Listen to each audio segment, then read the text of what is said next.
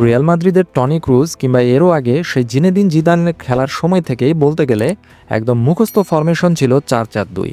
কিন্তু বায়ার্ন লেভারকুজেনের সাথে প্রথম মৌসুম থেকেই জাভি আলোনসোর ৩-৪-৩ ফরমেশন এই স্প্যানিশ কোচের ট্রেডমার্ক হয়ে উঠেছে।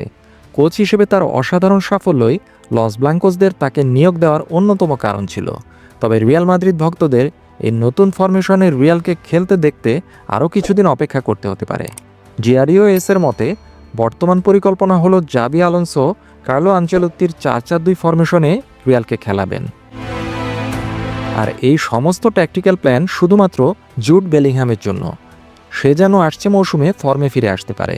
এই মৌসুমে এই ইংলিশ খেলোয়াড় ৩১ ম্যাচে মাত্র ৯টি গোল করেছেন আর ৮টি অ্যাসিস্ট করেছেন। লা লিগায় তার অভিষেক মৌসুমের তুলনায় এটি খুব হতাশাজনক পরিসংখ্যান, কারণ অভিষেক সিজনে তিনি ২৮ ম্যাচে ১৯ গোল করেছিলেন।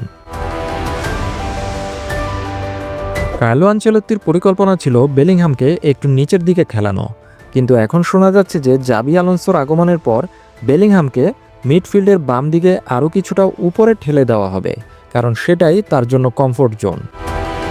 ক্লাব বিশ্বকাপ শেষ হওয়ার পর বেলিংহামের অস্ত্রোপচার করা হবে বলে আশা করা হচ্ছে।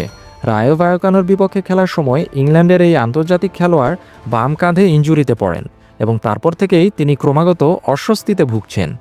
লা লিগা জায়ান্টদের জন্য ব্যস্ত সময়সূচি থাকায় বেলিংহামের অস্ত্রোপচার বিলম্বিত করা হয়েছিল, কিন্তু এখন বেলিংহামের অপারেশন করা হবে এবং আগামী সিজনের শুরুর দিকে তিনিও অনুপস্থিত থাকবেন।